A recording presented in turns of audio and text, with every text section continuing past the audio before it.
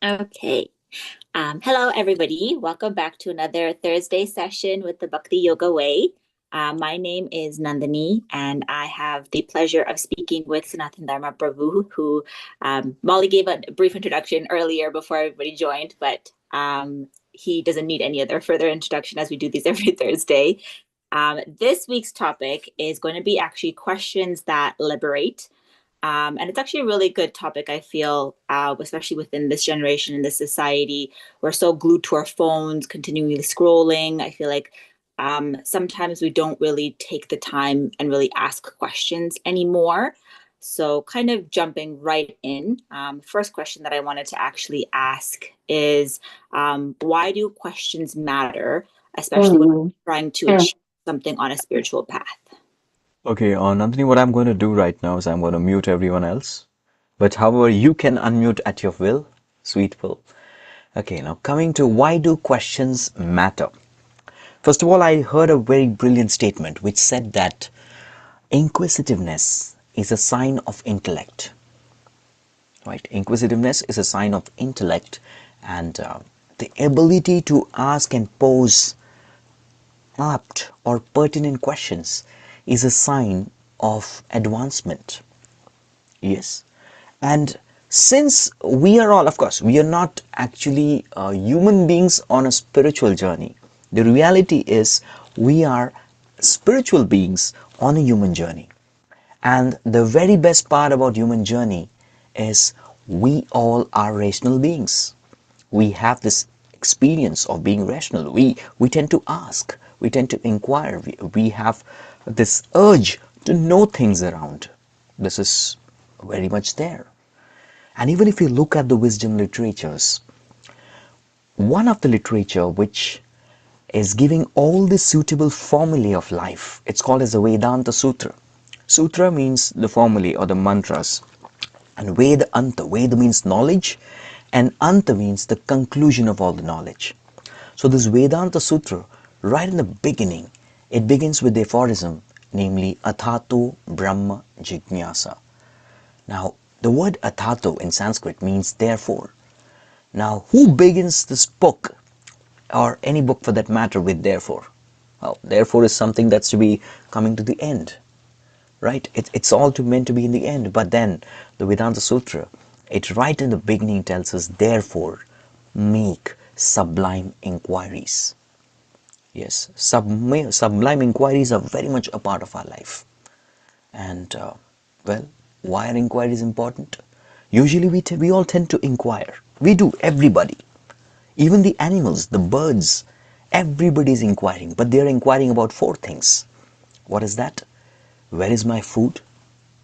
Yes, where will I get to rest? Where is my mate? And how do I defend myself? This in Sanskrit is called as Ahara Nidra Bhaya Maithuna.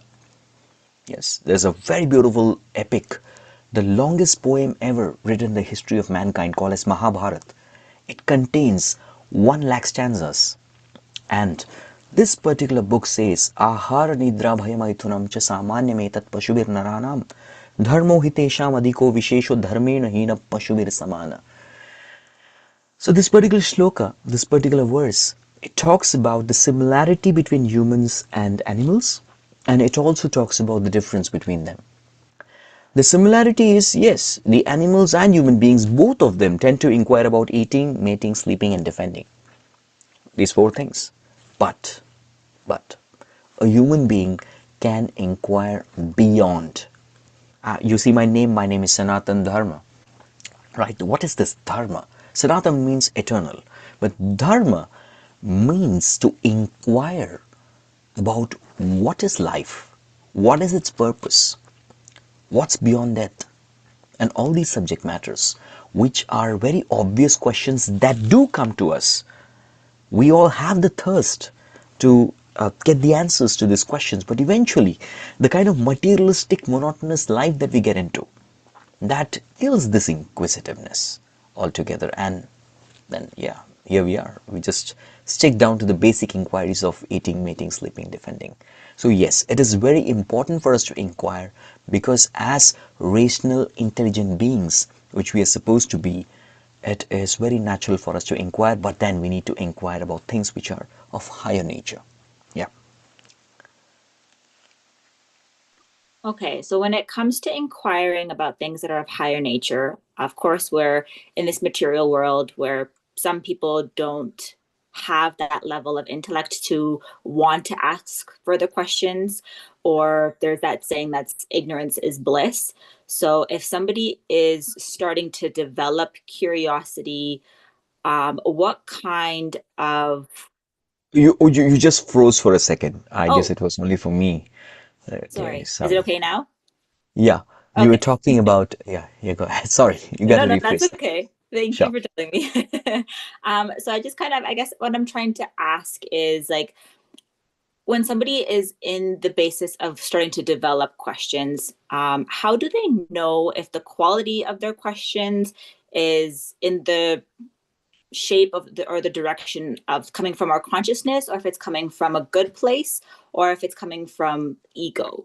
So how do we kind of develop the differentiation of what we're trying to appease to, in a sense of, are we trying to fulfill our ego by asking questions, or are we actually trying to develop an innate sense with our consciousness or on a spiritual path? Okay, nice. Now, before we go on to understanding this particular question, there's another question that we need to address. Sure. And that is to what exactly is this ego? Hmm. Is it good? Is it bad? Or it depends. If you look at the wisdom literatures, I often quote the Shastras, this ego is called as ahamkara. And it is mentioned as an identity that we impose on our true self. And that's called as the false ego. The false ego means imposing a false identity on oneself, which we are not, right? The identities that people assume in this world are, okay, I'm a man, I'm a woman, I'm an Indian, I'm a Canadian, I'm an American, I'm white, I'm black, I'm brown, right? So there are many identities that people impose on the true self, which are actually the identities and designations associated with this body. They are temporary distinctions which had some point of time they were created and they last for some time. What was our identity maybe 100 years ago? Well, what will be our identity 1,000 years later, Mm-hmm. right? What is that identity of ours that does not change with the time, place, or even the bodily circumstances? That is called our true identity. And any other materialistic imposition is a relative identity. I wouldn't completely negate that existence. It's a relative identity which is assumed for a temporary particular period of time, and then, yeah, it's gone. Poof, it's gone. So, now, when we relate the questions with this particular identity that has been imposed by the bodily concept, then those are the questions which are pertaining out of the ego. Whereas those questions, these inquiries, which we call as the timeless inquiries, which really take us beyond the realm of this materialistic body, Mm-hmm. those are the questions which are of the welfare of the true self. And these are the inquiries which are given in the Vedic literatures many times. We have the Bhagavad Gita, the Song of God. The inquiries are made by Krishna's friend Arjuna. So Arjuna is teaching all of us what should be those inquiries, which are the very ideal inquiries. These are the very divine dialogues that they're having. There is Arjuna's grandson later on in a postgraduate literature of Bhagavad Gita called the Bhagavatam, where he makes several inquiries to his spiritual master, his spiritual guide, to seek answers. So the wisdom literatures they don't just teach us the truths of life, but they also teach us the art of proper inquiry. So when we read them, we get to know what are those questions which are actually the ones which should be popping in our minds. Mm-hmm. Truly. But then, because of the clutter and chaos that we experience, often these inquiries are distorted and they are more directed to selfish, egoistic pleasures rather than the true spiritual welfare of an entity. Right? So, Yeah. if you really want to understand what type of inquiries we have to do, of course, this is by definition, I could say something right now. But if we want an in depth understanding, it's very vital that we do absorb ourselves in these profound literatures to find out how inquiries are made and how the responses are given. We need to go through these dialogues, right? It's very important. Yeah. Okay. So people in order to differentiate and know and understand whether the question that you're inquiring has anything to do with your ego, it generally is when it has to do with your false ego. So anything to do with your identity that's attached to who we are right now. Am I understanding that correctly? Uh, the imposition. The Who imposition. we are, okay, who we are doesn't change with Yeah. now or then. That's our true self. Yeah. Okay. To backtrack, I guess, a little bit, or kind of in line with this topic here, I wanted to ask, why do you think that people struggle to inquire deeply about their inner life or their inner self? Like I know you were saying that we should refer to scriptures because those questions are asked as well as answered in the scriptures or in spiritual practice and teaching. But even for people to gain that curiosity, why do you feel like people have that difficulty to even reach those questions or want to ask those kinds of questions? Well, these questions somewhere in the core of our intellect do exist in some shape or form. They are there. The questions are just merely distorted. You ask any inquiry, and I'll tell you what's a distortion. This word distortion is pretty much used, especially when I was a guitarist. Rather, I can say I am still. Just behind here, I can find my acoustic and my bass guitar. Both are there. Uh, Way back in home in India, I have my electric and classical and one more acoustic. So there are many, many friends that I made since childhood. So we used to have a processor when we play the electric guitar. You don't hear the sound unless the electric guitar is connected to an amplifier, right? And before you connect the lead to an amp, we process it through a guitar processor, electronic processor. And that processor has many patches. And one of the patch or the sound is called the distorted sound, distortion. And somehow the metal music, the metal and the rock, they use a lot of distorted sound. And that is considered to be very pleasing to the ears of some people. And I used to take pleasure in playing distorted guitar, especially the leads, right? So, but that's distorted is distorted, yes. And even nowadays, people have a lot of effects. We call it the VFX and the sound effects when they sing into the microphone. Yes, that's not their voice.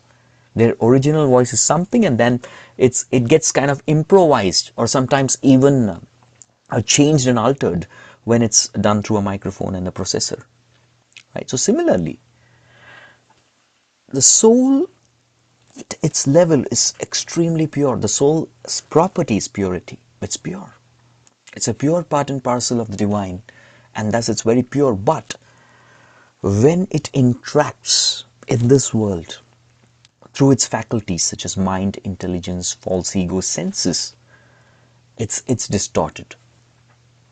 The interaction is distorted, and that distortion in the Shastras is called as kama, or kama means lust. That adamant desire to enjoy independently at the cost of exploiting others.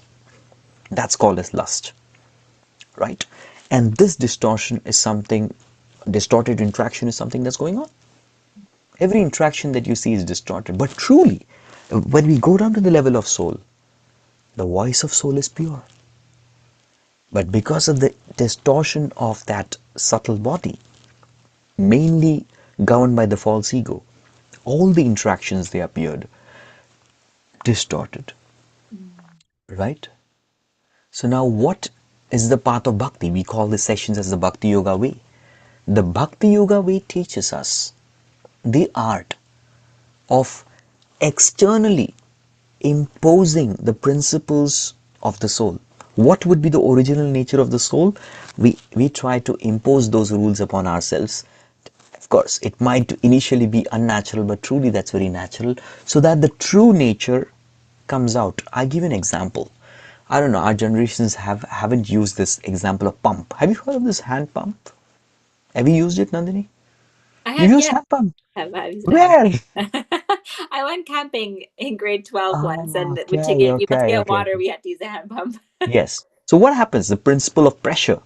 You pull the handle and the water comes up. If the water is high in the water table, it comes up. But what if the water is not high in the water table? Mm. Then you do something called a priming. You add some water in order to bring out more water. Mhm. And that's what the Bhakti Yoga way is. We do that priming, spiritual priming, where we train our senses, our mind, our intelligence, the way it should actually behave naturally at the level of soul. Mhm. And then what happens, when the priming happens, the true innate nature of soul starts to surface up and eventually pervade all of our existence. So because the water table has gone really low, the consciousness table has gone really low. It's now very important that we do the spiritual priming. We do Mhm. that, and gradually that consciousness surfaces up, and it is visible in all of our interactions, and all the distortion is gone completely. Yeah. Another example that comes to my mind is, okay, I give you a cup and there is oil in that cup. Now, without moving that cup, you have to put all the oil outside the cup without touching it. What would you do? It's a very simple experiment done in probably 6th or 7th grade. Without touching the cup? Without touching the cup. Well, I mean, water and oil can't mix. You just have to wait for them to separate, I suppose, right? Is that? So what did Yeah. you do? You keep pouring the water. You Yeah. keep pouring the water. You remember your 8th grade lessons very well. You're intelligent. So you keep pouring that, and the water's density is higher, so water is below, and the oil is on the top of water, and eventually you keep pouring it, and the oil is completely spilling out, and then what remains is pure water. The oil is out. So in Mm. this context, our consciousness has been covered over by that oil. There is water below, but there is also oil on the top, which Mm. is the impurity. And in order to remove that, what we have to do, we have to put water externally. And eventually this comes up, throws out the oil, and what remains is the Mm. pure water. So there Okay. is no problem with the soul, it's just that we are covered over, and the process of the Bhakti Yoga way, we say, is to discover ourselves. Yeah. Okay. That's actually really good. So it's kind of like you're saying that we are just like we're walking around, I guess you could say, with like colored glasses on right now, and we need to be able to see through with proper colored glass, like with clear glasses Well, versus that's like a good example. distorted Yeah. colored glasses. Yeah. Yeah. Yeah. Okay. That's a good That example. makes Yeah. sense. I had another question. If somebody is starting to ask more questions and is gaining more curiosity, especially when it comes to spirituality, and you can say trying to clear the glasses or get the oil out of the cup, but their surrounding is limiting them or trying to suppress the questions that they're wanting to ask, what should somebody do in that kind of an environment? All right.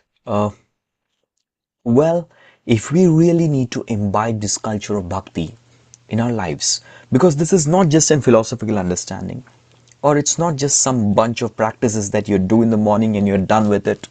No, it is something which is the way of life. That's why the Bhakti Yoga way is a way of life, and as you rightly pointed out, it requires a very conducive environment, which means favorable association. If not, no unfavorable association. Well, because that's going to seriously hinder our progress. So, what is that not available? Well, there will be circumstances in our life where we have to go to work, we have to deal with certain toxic guys, and we don't get that favorable, conducive environment.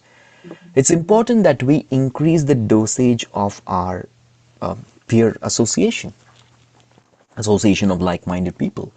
When we increase that, yes, we increase the association, we develop that strength to fight off that toxicity that's very much prevalent in the world around us. That does help. So it is very important that we take the peer association very seriously. And that's the whole principle of many religions. Most of the religions, they do have a weekly gathering, a weekly program, Mm-hmm. Sunday program, a Friday program, a Saturday program, whatever. So they all have these programs wherein all the religious men of faith, men and women, they gather together and they congregate. Yes, and this principle of congregation is something that really boosts up the faith of every single individual and also the community by coming together sincerely, and they really pay the price to do that.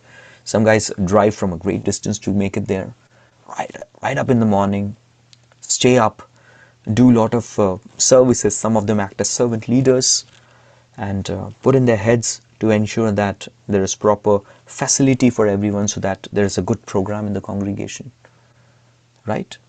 And even they try to offer monetary support, whatever the earnings for the entire week, some portion of the weekly earnings they offer it to boosting up this congregation. Yeah, this goes on, right?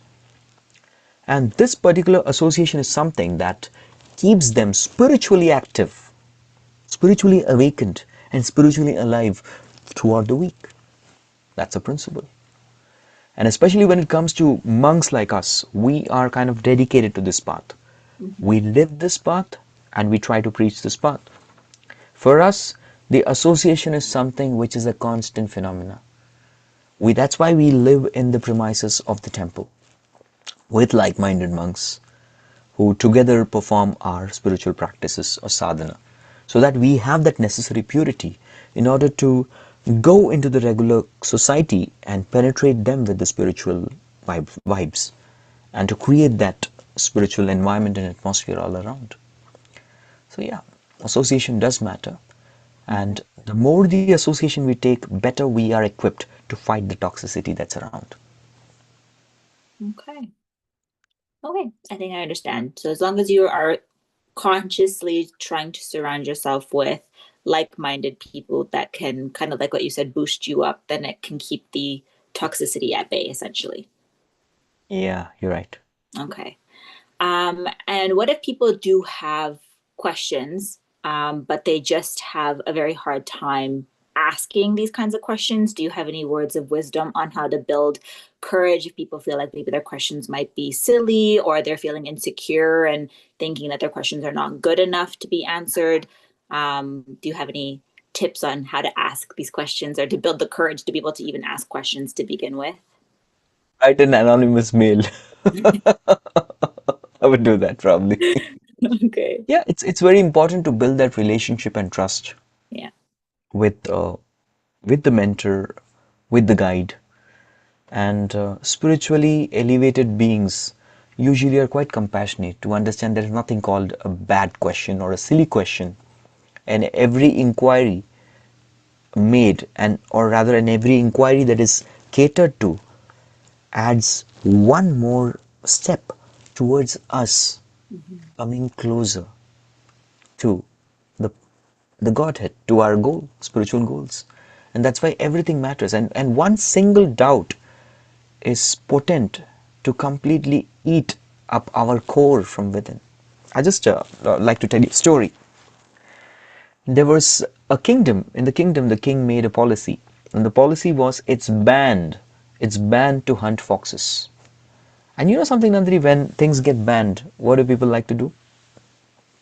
Go against the band. Exactly, break the rules.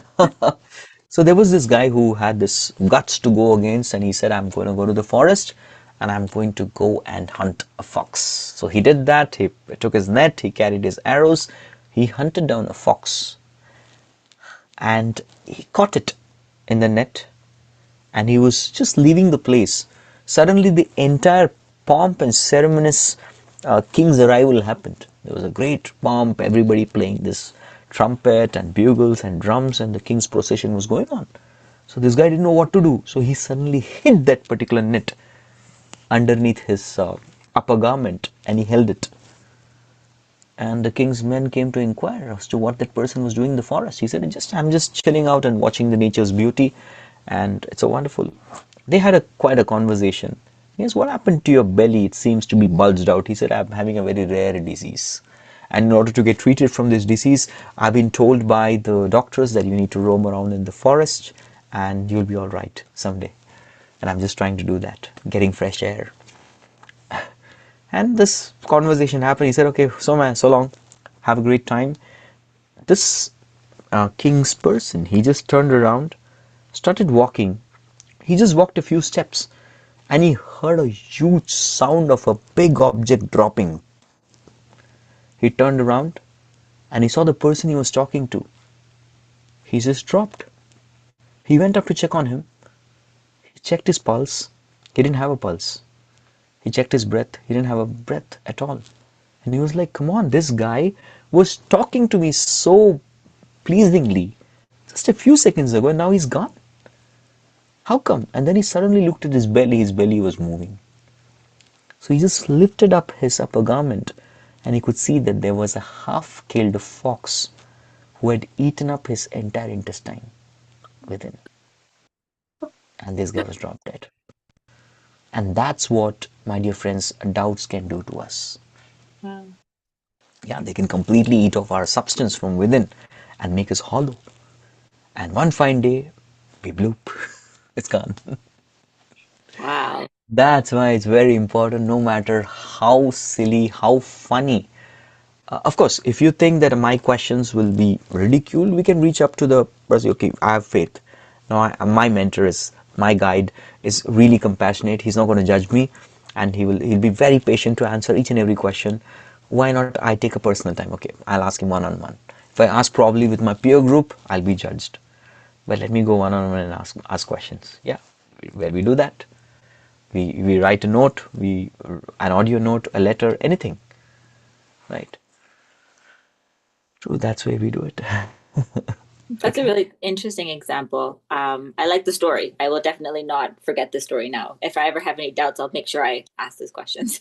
Yeah, sure. I actually wanted to take the time now, considering the session that we're speaking about is about asking questions. I wanted to open it up to the audience now. I hope that now everybody will ask something, and especially if they have any doubts or any questions, concerns about anything, that they have the liberty to ask. Nobody here will be judging, but I wanted to open it up now to you guys and see if you had any questions. Another way, if somebody says, oh, I have a question, I'm afraid to ask, and you can probably DM to me or DM Nandini. She's not going to reveal your name, she just read the question, or even I do the same thing. Yes. Yeah. I think Moini Murthy has a question. Her hand is up. Hare Krishna, Prabhuji. Hare Krishna. How are you doing, Prabhuji? In the winter? Your first winter? Yeah, this is my first winter. I can handle up to -10. I faced it already in Toronto. I Okay. had come to Toronto last April, so -10 is something I faced. And today I did shopping of winter. Oh, Increasing the covering. We're talking about discovering yourself, but in the winters, we're going to add in all coverings. Yes. Yeah. oh, I'm very grateful to one of our friends who comes to the program, the meditation party, Emily Prabhu. She kind of gifted me 2, 3 things, and then two of my other students came in today and they said, Prabhuji, you have some time in the afternoon? I said, why? What are we doing? They said, we're going shopping, and we got oh, some more stuff. Yeah, we got everything. nice. Nice. Prabhuji, sorry, my question, I don't think so, is related to the class this evening, but I read something this morning and it said we need to develop a strong spiritual character. So I was wondering what that really means. What is building strong spiritual character? Thank you. Thank you so much for this beautiful question. Before we go on to spiritual character, what is a character? Character can be defined in many ways, but one of the most beautiful definitions I heard of character is who you are when no one's watching you. That's character. And spiritual character means, again, a person is not just spiritual when he's around with the peers, or he's around with his guides and mentors, or when he's at the place of worship, or during the session. The person is spiritual throughout 24/7, irrespective of the circumstances. So despite the time, place, circumstances, if a person is maintaining this consciousness, that's the person's consciousness, well, no matter who's watching, then that person is a high class spiritual character. So the meaning of spiritual character is to showcase spiritual standards in fair and foul weather and at all times. That's what it means to me. Yeah, thank you, Prabhuji. Thank you. So it's mainly upkeep of our standards, spiritual standards, our behaviors, our practices, irrespective of who's watching us, who's not. Yeah, Mhm. we keep up those standards. Thank That's you me. very much. Thank you. A nice question. Mhm. This was totally connected to today's topic. It was.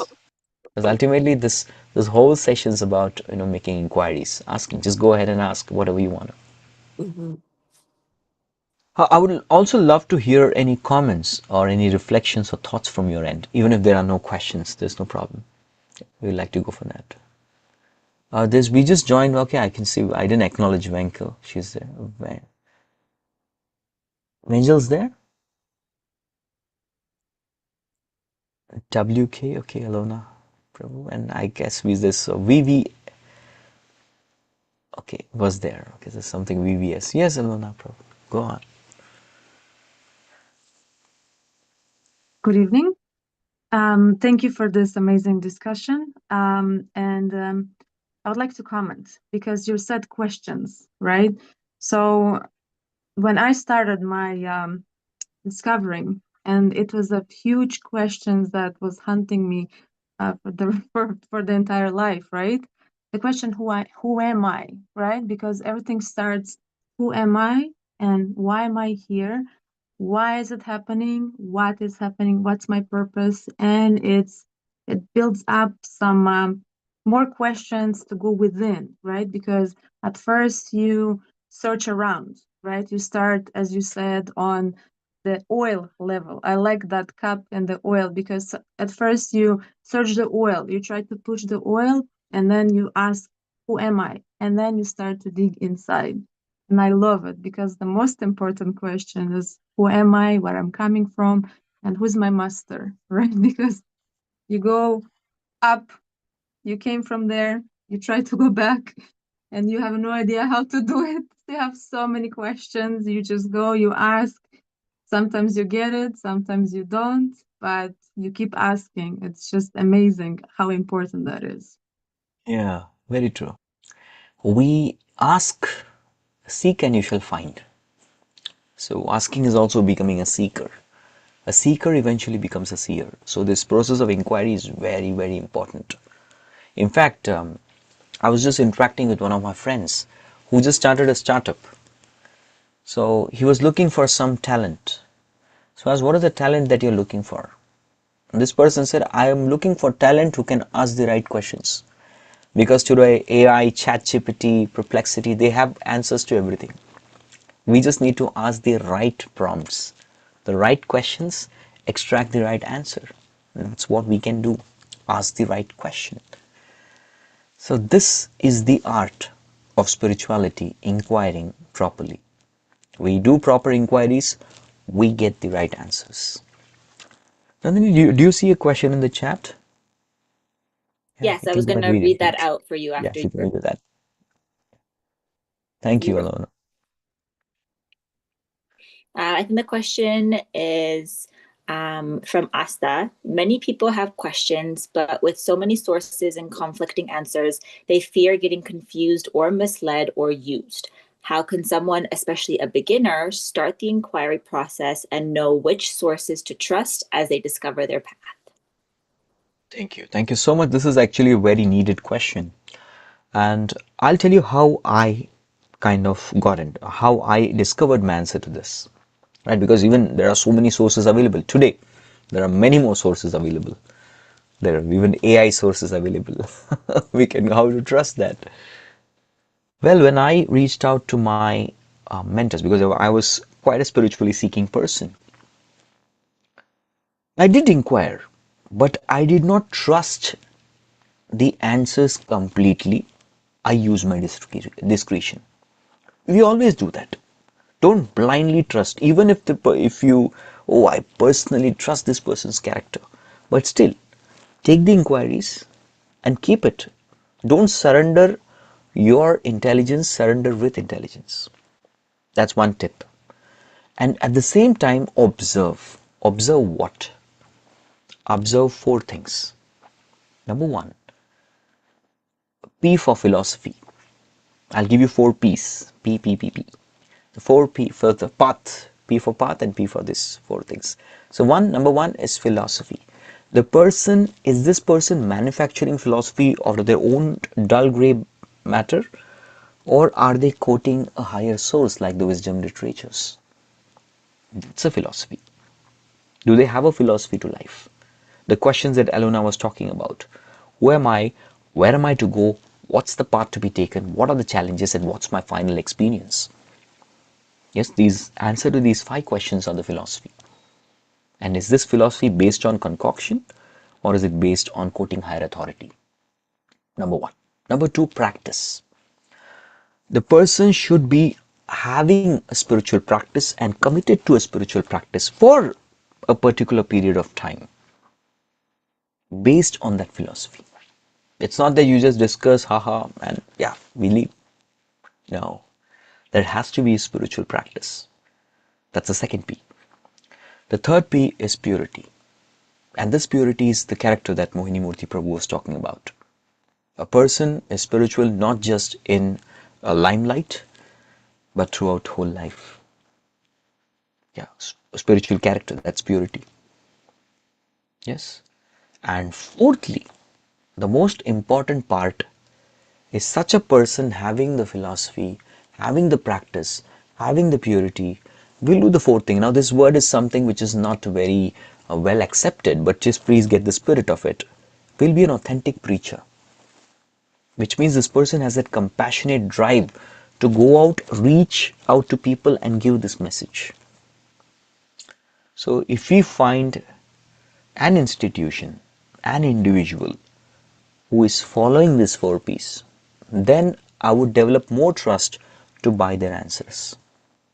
But initially you make inquiries and even you can make out. When you inquire something, you get a response, nah, this is not something that's convincing. Or this may be convincing, but it's not touching my heart. Yes, you're fully free to, have that discernment, discerning whether should I accept, not accept. But at least take it, take the understanding and assess it. And at the same time parallelly observe these four P's. This is what I did in order to accept my particular path and guidance. Please acknowledge if that helps, Asta.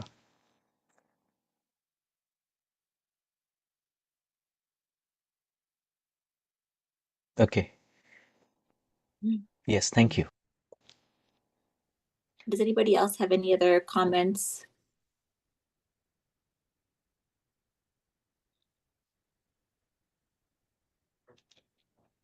Thank you, Asta.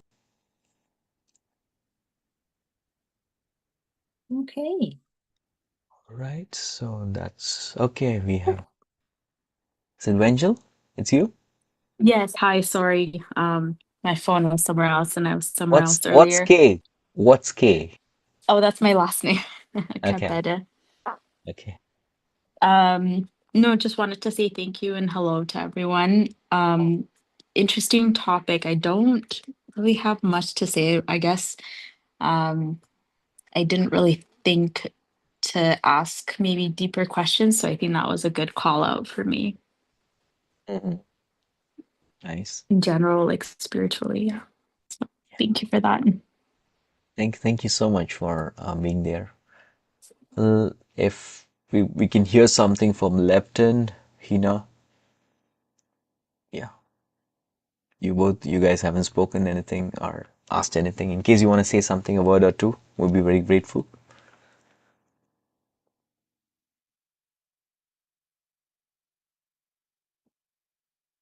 All right. There's a phrase that goes Maunam Sammata Lakshanam. If you're silent, you agree to whatever is spoken. Yeah. Yeah. So they kind of agreed to whatever was discussed upon, or else they're trying to unmute themselves. They're not able to. In the case, I'm just giving them the permission to unmute if they can. I don't know which one's the case. Yeah.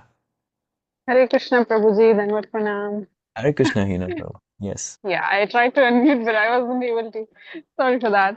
So I actually am outside, so I was taking the nectar while I was doing some work.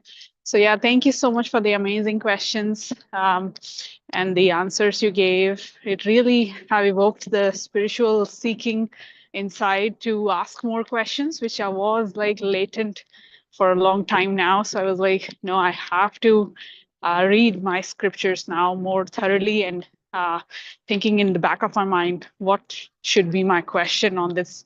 Because to understand more and deeper, we have to ask the right questions, and that's what is invoking in this particular session. Thanks a lot for that. Thanks a lot, Hina Prabhu. We're glad to have you with us. Okay. Left in Prabhu, any last final takes? Yeah, he's Hare there. Krishna. Yes, Hare Prabhu. Krishna. I apologize that I forgot mute. It was embarrassing. Um, so thank you for the session. I was glad to hear about the right questions that guide us, our mind. Yes, and the best idea that I picked up that is find the right person. Look, is how I understand in life. Look what the thought and what the path this person going, and try to ask the questions that align with this path, not something beyond of this or something like that.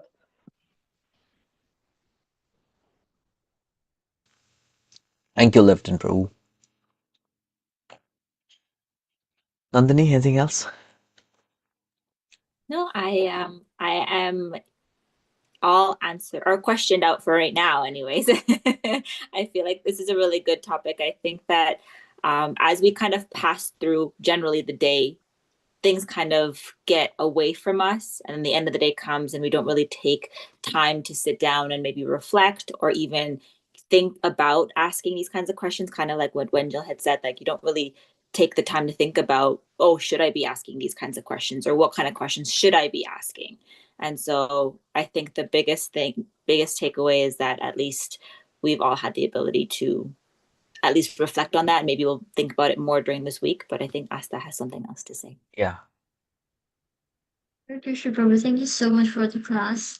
I was still wondering, like the topic is that at the start we did talk about like how we're not so inquisitive, and a lot of times we do read the scriptures and we do understand that okay, we are stuck with the four basic animal propensities, but at the same time, like despite reading it, we don't take it seriously.